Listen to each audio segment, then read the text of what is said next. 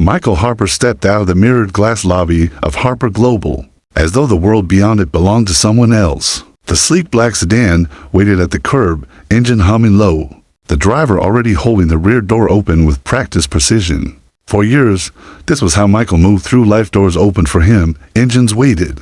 The city blurred past behind tinted glass. But on this brisk autumn afternoon, the thought of sliding into that leather cocoon felt suffocating. He lifted a hand and waved the driver off. The man hesitated, his face flickering with confusion before he masked it with professional obedience. The car eased back into traffic, swallowed by the endless current of vehicles. For the first time in months, Michael stood unescorted at the edge of the sidewalk. One man among the crowd. The air was different here. It carried the faint bite of exhaust and roasted chestnuts from a vendor on the corner. It was imperfect, unfiltered, alive in a way the recycled air of boardrooms could never be.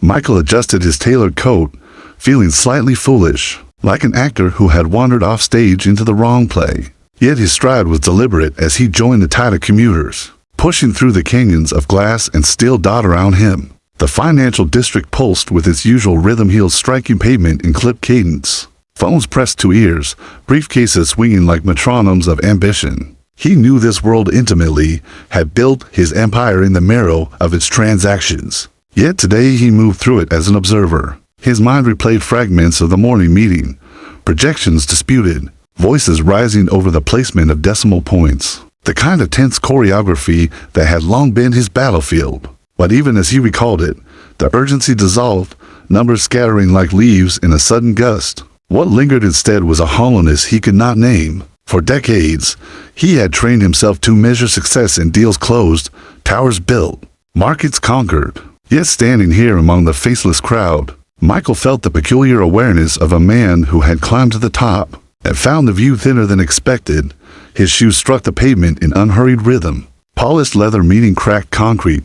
He realized with faint surprise that it had been months, perhaps years, since he had last walked more than a few city blocks. He had not thought of it as strange until now. He was always driven, always carried, moved from one insulated space to another. The act of walking felt at once mundane and illicit, as if he were trespassing into a life he had left behind long ago. A woman brushed past him, muttering into her phone. A bicycle messenger cut to close, wheels whispering against asphalt. Michael stepped aside instinctively, and in that small movement, he felt the foreign weight of being simply another man forced to make way. There was no power in it, no negotiation, only a reminder that outside his towers, the city moved without him. The quiet street he turned onto was a relief, a narrow break from the roar of traffic. Here, the noise thinned into the hiss of bus brakes, the rattle of a delivery truck, the scrape of a chair being dragged across the floor of a cafe. He slowed, inhaling air touched by coffee grounds and fallen leaves. For a brief moment, he wondered why he hadn't done this sooner, why he had let his life shrink to corridors of polished marble and boardroom glass. There was something restless in him, coiled and waiting, though he could not yet give it a name. He only knew that this walk, unplanned and ordinary, felt like stepping onto a path he had never taken. The sensation unsettled him, as though somewhere beyond the next corner something was already waiting. A quiet disruption poised to alter the neat architecture of his days. Michael Harper walked on, unaware that his decision to dismiss the car, a gesture so small it had barely registered, was the first crack in the walls he had spent a lifetime building. The city moved around him, indifferent, but for the first time in years he was moving with it, vulnerable to the chance encounters it might hold. The street narrowed into quieter blocks where the towers gave way to small cafes, and a scattering of corner shops with faded awnings. Michael Harper's pace slowed. Here, the crowd thinned, and with it came a strange stillness, the kind that makes the world feel both intimate and exposed. He could hear the uneven click of a traffic light changing, the idle growl of a bus engine at the curb. A man like him wasn't meant to linger in places like this. Yet something in the air urged him forward.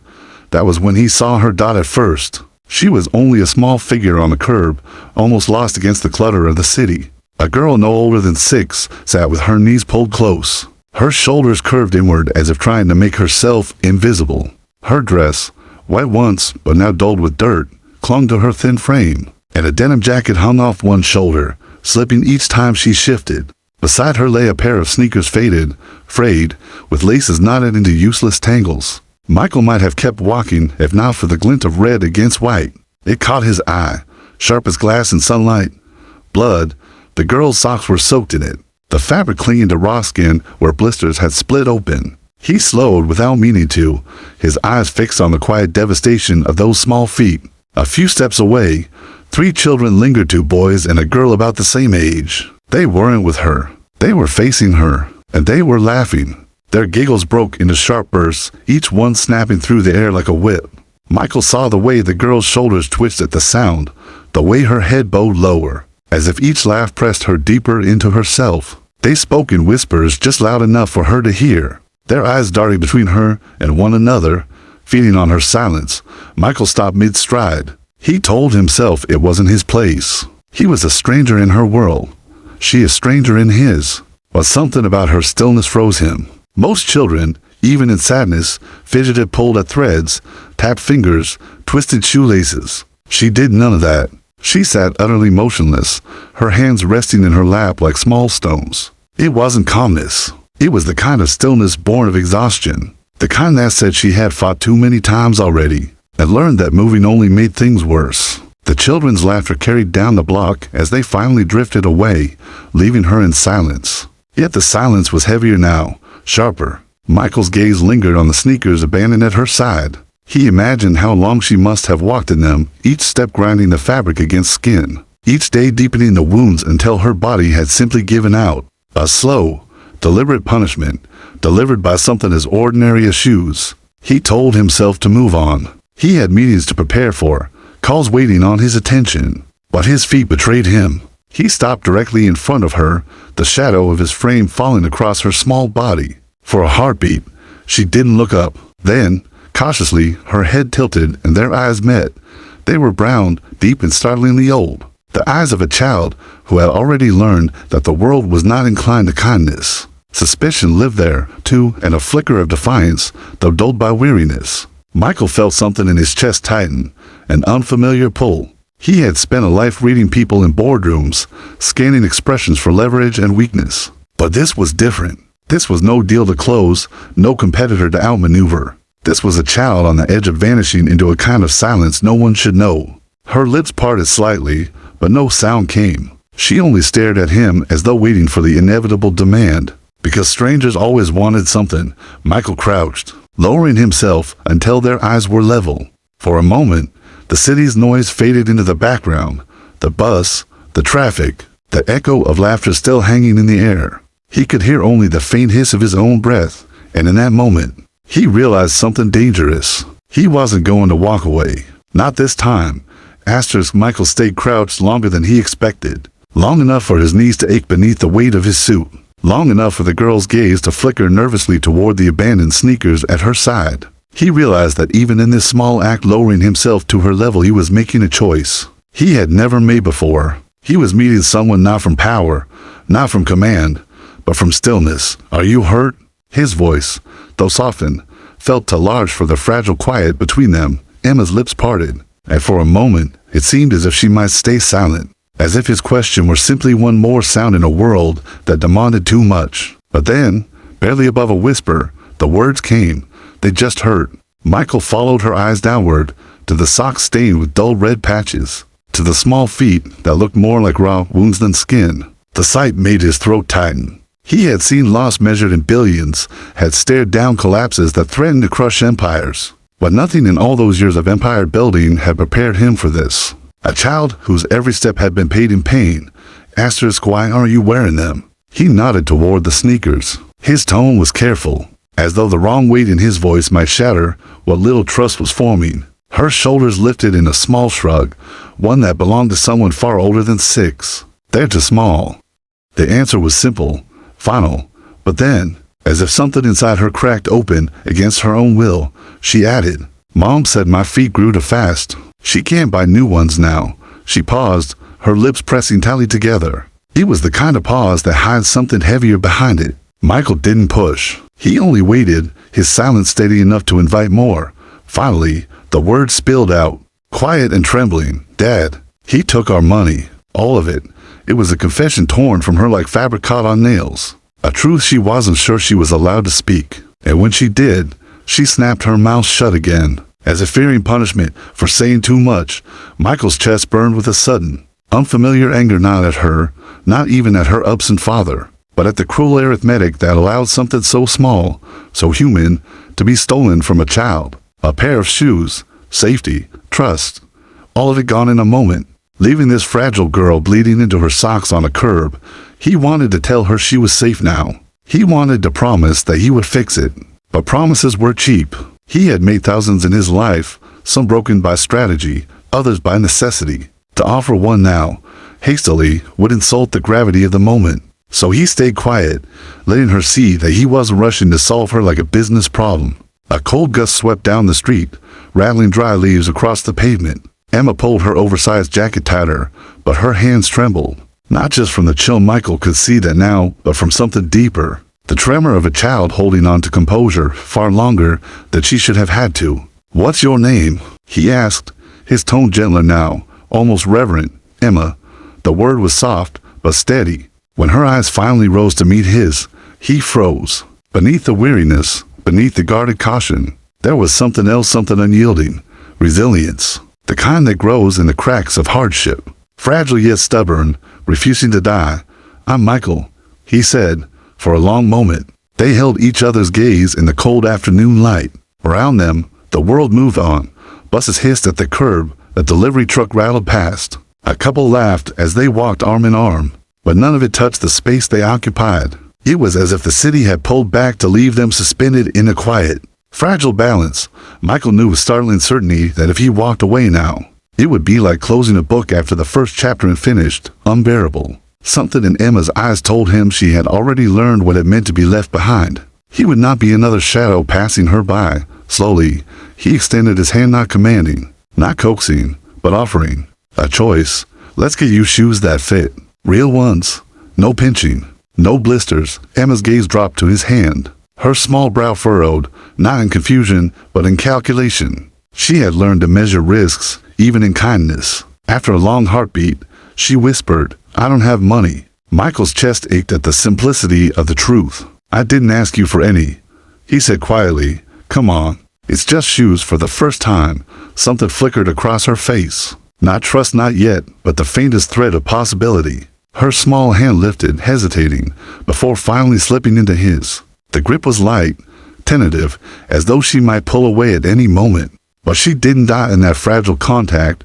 Michael felt something shift, not in her, but in him. A decision heavier than any he had ever made in a boardroom, one that he couldn't calculate, couldn't hedge. This was not a transaction. This was the beginning of something that would not end with shoes. Together, they stood dot, and as Emma glanced once more at the sneakers she left behind on the curb, her eyes lingered on them, not with attachment, but with something like farewell.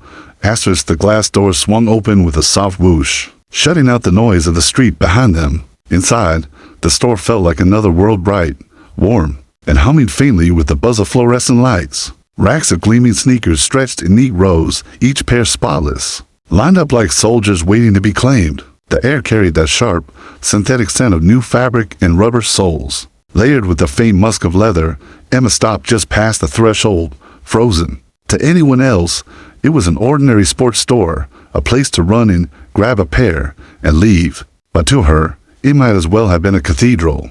Her eyes swept over the displays, wide and hesitant, drinking in the impossible abundance. Her thin frame stiffened, her jacket slipping lower down her shoulder as though she felt out of place among things that shone. Michael noticed the way her small hand tightened around his, then withdrew quickly, as if ashamed she had clung along. He guided her gently toward the children's section, but her steps were reluctant, her gaze darting between shelves like she was trespassing. A young sales associate in a red polo shirt appeared with a rehearsed smile. The smile faltered when his eyes flicked from Michael's tailored coat to Emma's thin dress, to the raw, blood-marked patches on her ankles. His expression shifted: curiosity, pity, hesitation, but Michael's voice cut through before any words could form.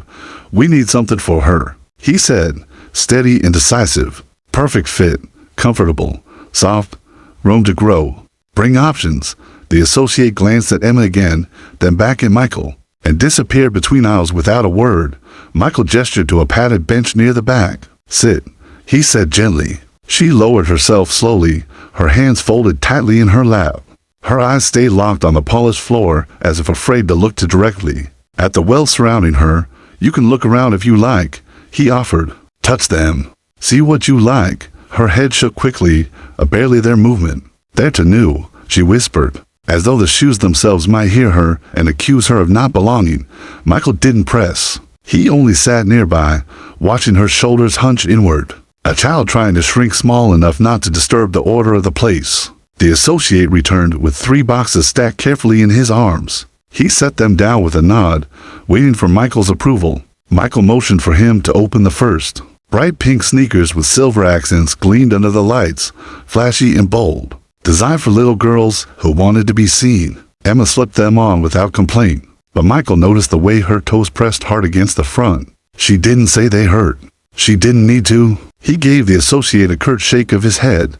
The second box revealed a sturdy, neutral pair, white and gray, dependable, but plain. They fit better, but Emma's face betrayed nothing, her gaze downcast, her small shoulders unmoved. She looked at them the way one might look at a hospital wall, functional, but lifeless. Then came the third, white, with subtle blue stitching that echoed the shade of her jacket.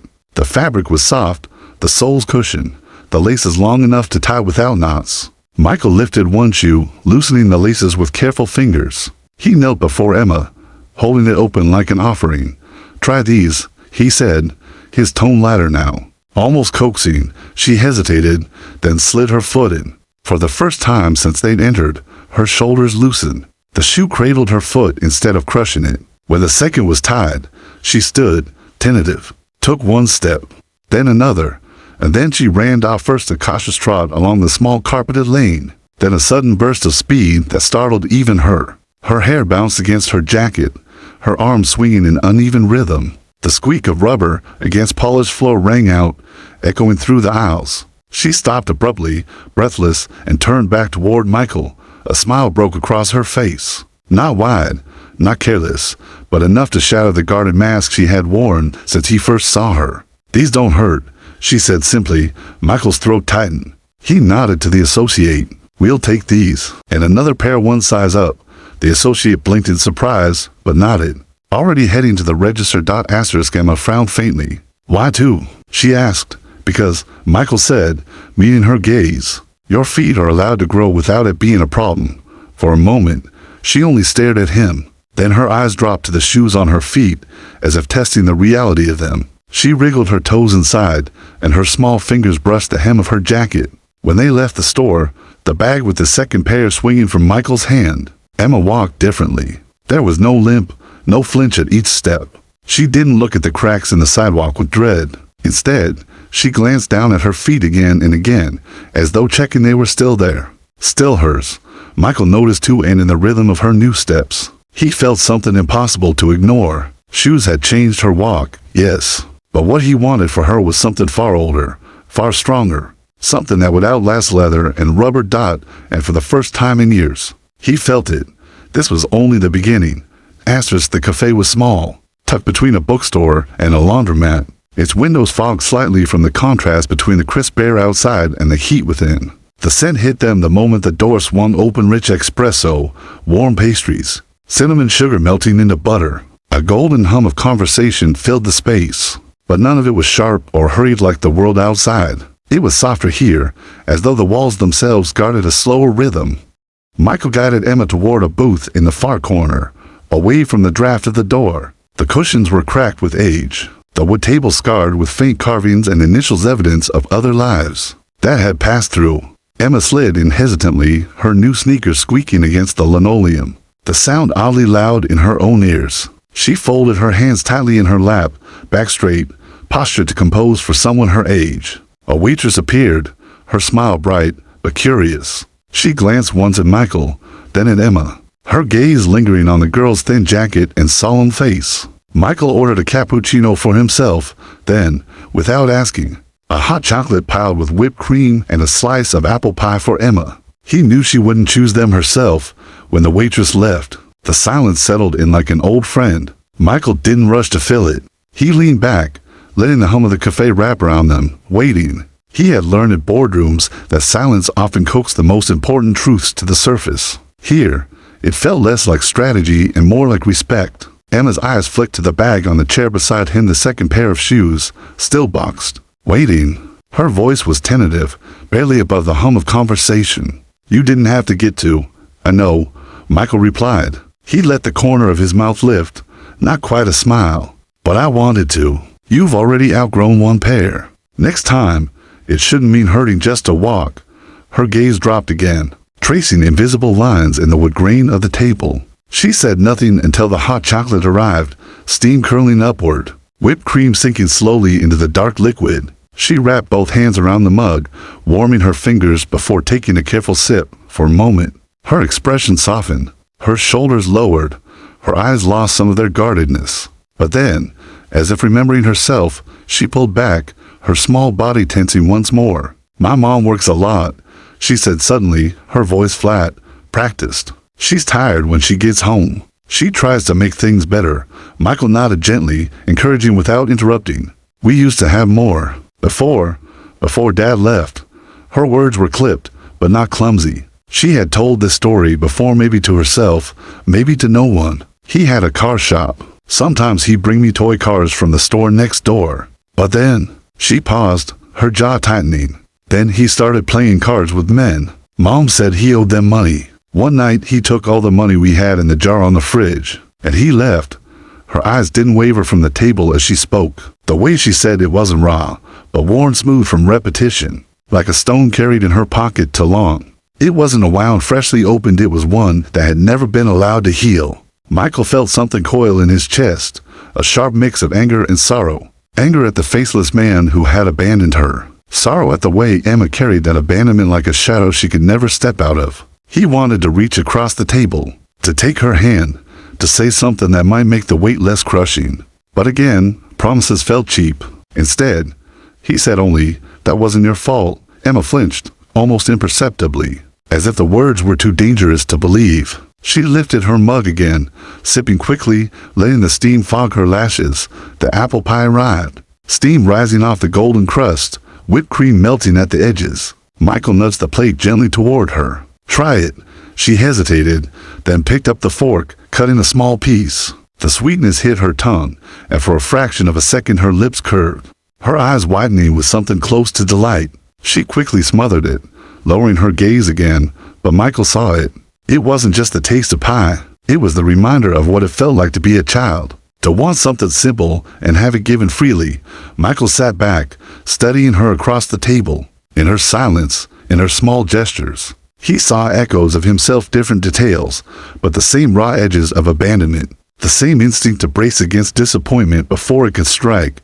And he realized then, with startling clarity, that this wasn't a passing encounter. The shoes, the cafe, the hot chocolate, these were only beginnings. He had stepped into Emma's life not by accident, but by some pull he couldn't yet name. The hum of the cafe grew louder in his ears, the conversations blurring into a low tide. Outside, the city pressed on, indifferent. But in that corner booth, something irreversible had begun to take root.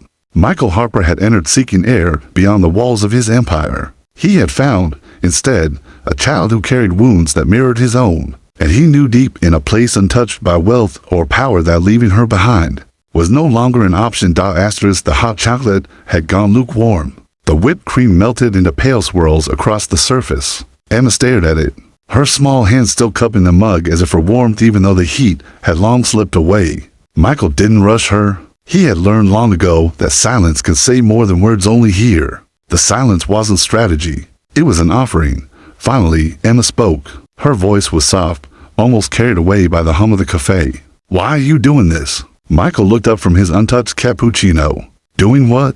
Her brown eyes flicked toward the bag at his side, the second pair of shoes, and then back to him. All of this. She paused, her lips pressing tight before she let the rest slip out. People don't stop. Not for me. There was no bitterness in her tone, just fact. Cold, resigned, factual. Michael leaned forward, his elbows resting lightly on the table. He wanted to answer her quickly, to assure her, to wipe away the disbelief in her eyes. But words like that could sound hollow, especially to a child who had already learned the cruelty of empty promises. So he waited, searching for truth. I don't know, he said at last. The admission surprised even him. But when I saw you, I knew I couldn't just keep walking." Emma tilted her head slightly, studying him with suspicion sharpened by survival. "People say things," she whispered. "They say they'll help. They say they'll stay. Then they don't." Her gaze dropped to her mug again, her fingers tightening on the ceramic as if bracing against the memory of all the times those words had failed her. Michael felt a tremor of unease, not because of her mistrust, she had earned that, but because she was forcing him to face his own history. How many times had he chosen convenience over compassion, profit over people? Decisions signed in his name had rippled outward, faceless layoffs, closures, restructures. He had told himself it was the cost of survival in the corporate world. But sitting across from Emma, he realized the cost was always borne by someone small, someone silent, someone like her. The cafe's warmth pressed in, yet Michael felt cold. He looked at Emma, this child with eyes too old for her years, and he saw the question beneath her words. "Will you leave me too?"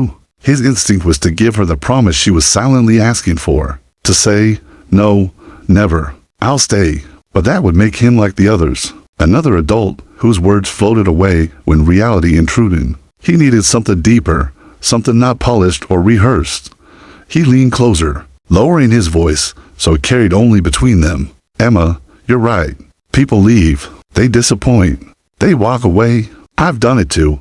His own confession caught in his throat, but he pressed on. "But I don't want to be one of those people anymore." Her eyes lifted then, searching his face with the raw, unforgiving honesty only a child could hold. She didn't blink, didn't smile, didn't give him the gift of easy forgiveness. She simply watched, waiting to see if his truth could withstand the weight of her doubt. Outside, a siren wailed in the distance. The front door opened, letting in a sharp gust of wind, rattling napkins on the counter. The world went on, indifferent. But at that booth, time seemed to pause, balanced on the edge of a decision neither of them fully understood. Michael realized something startling. He was afraid, not of markets crashing, not of competitors rising, those battles he had faced and won. He was afraid of failing this child, afraid of becoming another name in her long, silent list of disappointments. He drew a breath, steadying himself. "I can't promise I'll be perfect," he said finally, "but I can promise I won't just vanish. Not from you." For the first time, Emma flinched, not from distrust, but from the weight of a possibility she had long stopped believing in. She looked at him, really looked, and in her silence Michael felt the fragility of a bond forming, delicate, dangerous, but real. He knew then that he had crossed a line he could never uncross. This was no longer about shoes, or hot chocolate, or even kindness. This was about belonging, hers, and though he barely admitted it to himself, his own. And he also knew something else. Whatever came next would change not just Emma's life, but his own. The cafe had grown quieter as the afternoon stretched on. The clink of spoons and porcelain cups, the murmur of voices, the hiss of milk steaming, it all blended into a low, steady hum. Michael sat across from Emma, watching her cradle the last crumbs of pie on her fork with exaggerated care, as though prolonging the simple joy of it for a fleeting moment. It felt fragile and whole, like a snow globe sealed, untouchable, a world unto itself. But the door opened and the spell shattered. A gust of cold air pushed into the cafe, carrying with it a woman whose presence shifted the room. She was slender but worn, her dark hair tied back in a messy knot, her coat thin against the chill. Her eyes swept the cafe quickly, frantically, as if searching for something she feared she might never find. When her gaze landed on the booth in the corner on Emma, it stopped. "Emma." The woman's voice cracked, relief flooding into it. Emma jolted upright, eyes wide, fork clattering onto the plate. For the first time since Michael had met her, she looked like a child, small, startled, caught between hope and guilt. "Mom."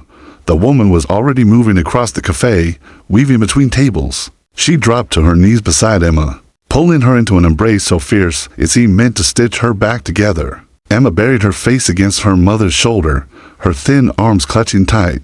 Michael leaned back, giving them space. He should have felt relief that Emma wasn't alone, that someone had come for her. But the longer he watched, the more unease gathered in his chest. The woman hadn't looked at him yet, but something in the tension of her movements, the sharpness of her gestures, told him this moment would not be simple. At last, Emma's mother turned her face toward him, and the recognition hit like a blow. Her eyes widened, not in gratitude, but in shock, then in anger. It was the kind of anger forged slowly, cooled and hardened by years of struggle. You. The word left her lips like venom. Michael froze. He searched her face, but the years of exhaustion and worry masked the features. Yet beneath them, something stirred in his memory, an echo of a name, a desk, a face blurred by time. You don't remember me, do ya? She said, her voice low but shaking. Of course you don't. Men like you never remember. But I remember you. Michael's stomach turned cold. The air in the cafe seemed to thin. You fired me, she spat, the bitterness of the words cutting sharper than any accusation. Harper Global. 4 years ago, I worked in accounting. We weren't the top performers, not the golden ones, but we worked hard. And then your cost-cutting initiative came down. Hundreds of us gone overnight. I begged for more time. I begged. Her eyes glistened, but she did not cry. You signed the papers yourself. Emma's mother held her daughter closer, as though shielding her from the memory. That was the start. No job, no stability. Emma's father, he unraveled after that. The debt, the cards, the men he fell in with, it all began when your pen hit that paper. The weight of her words slammed into Michael like a verdict. He remembered now the quarterly reports, the pressure from shareholders, the sterile boardroom where lives had been reduced to numbers. He had signed without looking at faces. And here, before him, was the cost made flesh, Emma, bleeding feet on a curb. A child reduced to silence by the dominoes he had set in motion. Michael's chest constricted. For the first time in years, he couldn't summon a defense, a justification, a rationalization. His empire had been built on efficiency, on sacrifice demanded in the name of survival. While looking at Emma and her mother, he saw that it hadn't been numbers. It had been people. It had been them. The cafe seemed to close in, the murmur of voices suddenly harsh, the warmth stifling. Emma looked between her mother and Michael, confusion clouding her face. She didn't understand the history, but she felt the tension, the bitterness radiating from her mother's voice. Michael wanted to speak, to apologize, to promise restitution, but the words caught in his throat.